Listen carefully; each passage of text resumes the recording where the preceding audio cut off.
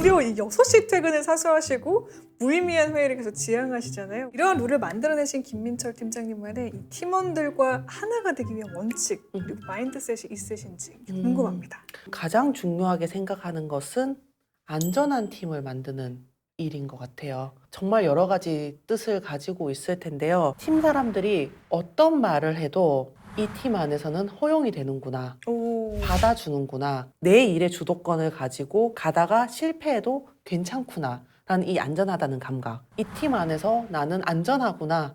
라는 느낌을 주는 게 가장 중요한 것 같아요. 안전하지 않다라는 느낌을 우리가 언제 받는지를 가만히 생각해 보면 네. 윗분들한테 보고를 해야 될 때 자기의 기분에 따라서 결과를 확 바꾸는 아, 사람들 맞아요. 네. 언젠가는 되게 좋게 받아주시고 본인 기분 안 좋으시면 막 뭐라 특허 그러시고 보시고. 예. 그것도 실은 안전하지 않은 거거든요. 음. 우리는 일을 하기 위해서 모인 사람들이에요. 그 사람의 기분을 맞춰주기 위해서 모인 사람들이 아니라는 거죠. 네. 화가 나는 일이 있어도 이 일 앞에서 판단을 내릴 때에는 객관적으로 하려고 하는구나. 그런 것도 안전하다는 느낌에 다 포함이 되는 것 같아요. 그리고 뭐 휴가 간다. 뭐 사생활 물으면 안 된다. 어디로 휴가 가? 같은 거 물어보면 안 된다. 뭐 이런 말들도 하잖아요. 그 말 자체가 허용이 안 되는 게 아니에요. 주말에 뭐 했어? 라고 물을 수 있죠. 그것으로 인해서 그 사람을 판단하거나 무안을 주는 말을 했으면 팀원들은 입을 닫겠죠. 그쵸. 그래서 어떤 말을 하건 안전하다라는 느낌을 주는 게 저는 제일 중요한 것 같아요.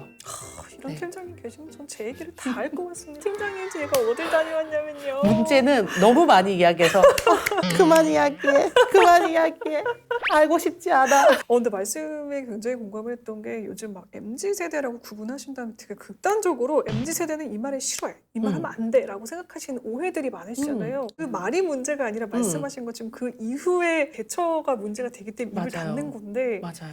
이 포인트 우리 인생 선배님들 혹시 고민되시는 분들 있다면 꼭 기억해 주시길 바라겠습니다.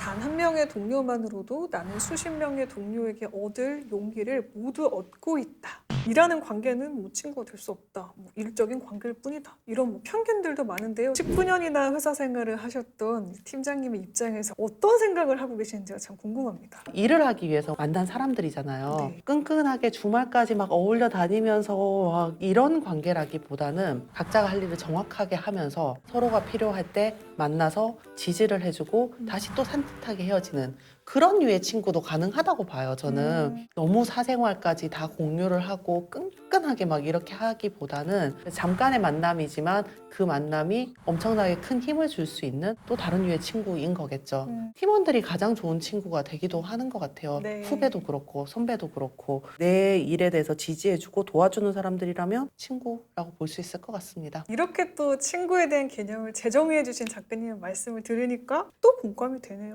회사에서 친구 만들 수 있네요. 그렇죠. 왜 특히 아이디어가 중요한 분야에서 일을 하다 보면요. 일의 특성 때문인지 몰라도 불필요하게 경쟁이 과열되거나 견제를 하는 분위기도 존재를 하잖아요. 그럴 때 특히 경쟁심을 부추기는 사람이나 그런 분위기가 참 힘들었던 기억이 납니다. 그런데 작가님의 글을 읽고 와 이걸 왜 진작 안 했지라는 생각이 들었습니다. 바로 물 이론인데요. 이 불필요한 경쟁을 현명하게 넘어가신 작가님만의 물 이론 설명 부탁드리겠습니다. 한 사람이 어떤 사람한테는 좋은 사람이지만 또 어떤 사람에게는 너무 안 맞는 사람이기도 하거든요. 왜냐하면 사람이라는 존재가 고정되어 있지 않기 때문인데요. 그래서 다 사람은 물 같구나라는 생각을 많이 했습니다. 어떤 사람 앞에서 가시를 막 세우고 딱 이렇게 서 있으면 상대편도 그 가시에 맞게 이렇게 나한테 가시를 세우는데 근데 내가 나는 싸울 의지가 없어 우리 잘 되자 같이 라고 하면 상대도 약간 머쓱해지는 거죠. 네. 그래서 언젠가는 경쟁 분위기가 좀 팽배했을 시기가 있었어요. 어떤 프로젝트가 들어오면 욕심을 내기도 싫지만 남을 주기도 싫고 뭔가 약간 이런 것들이 막 팽배해 있을 때 제가 그때 아이디어 냈던 게 가장 공정하고 신의 영역에 속한 네. 걸로 하자. 가위바위보로. 그거만큼 공정한 시스템이었거든요. 그래서 처음에 사람들이 약간 쭈삣쭈삣 하다가 어느 순간 가위바위보를 하면서 일을 정하기 시작했더니 네. 모두가 너무 화기애애해지는 거예요. 그러니까 가시 돋게 경쟁하는 그런 분위기 자체가 불필요하고 구시대적인 것처럼 느껴지는 거예요. 나는 싸울 의지가 없어. 너 그렇게 해. 나 너 도와줄게 라는 식으로 내가 내 모양을 정한다면 상대도 내 모양에 맞춰서 물처럼 흘러줄 거라고 저는 생각을 합니다. 그게 제가 생각한 무리론이에요.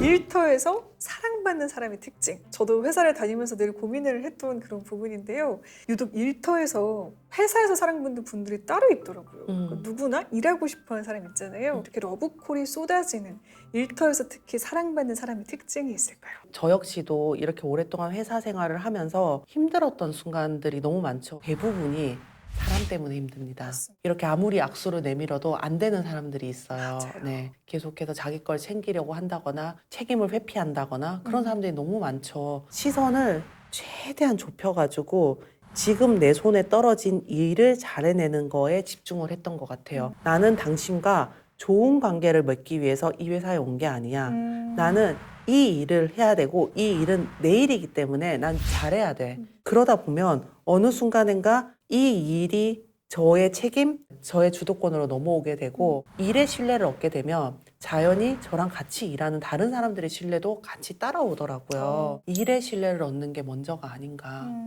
물론 제 방법이 모두에게 통용되는 방법은 아니라는 건 알고 있어요. 어쨌거나 정치 같은 것들은 네. 안 하고 네네. 자기에게 맞는 방법으로 그런 시기들을 건너가면서 일을 하기 위해서 우리는 여기에 모였다라는 그 사실을 계속해서 잊지 않으셨으면 좋겠다라는 생각을 합니다. 결국 남는 거는 이 사람의 관계가 아니고 일이었구나, 음. 포트폴리오구나를 깨달았습니다. 맞아요. 그리고 그 일을 같이 진행했던 사람들의 신뢰를 음. 같이 얻는 거니까요. 왜냐하면 저 사람한테 일을 맡기면 어떻게든 어느 정도 퀄리티로 나온다라는 신뢰를 주게 되면 맞아요. 자연스럽게 회사 안에서도 점점 입지가 좋아지는 것 같아요. 무려 19년간 한 회사에서 최고의 일을 하고 계신 팀장님께 배운 꿀팁이었습니다. 그래서 그렇게 오랜 기간 또 시간 가는 줄 모르고 회사를 다니셨다는 생각이 드네요.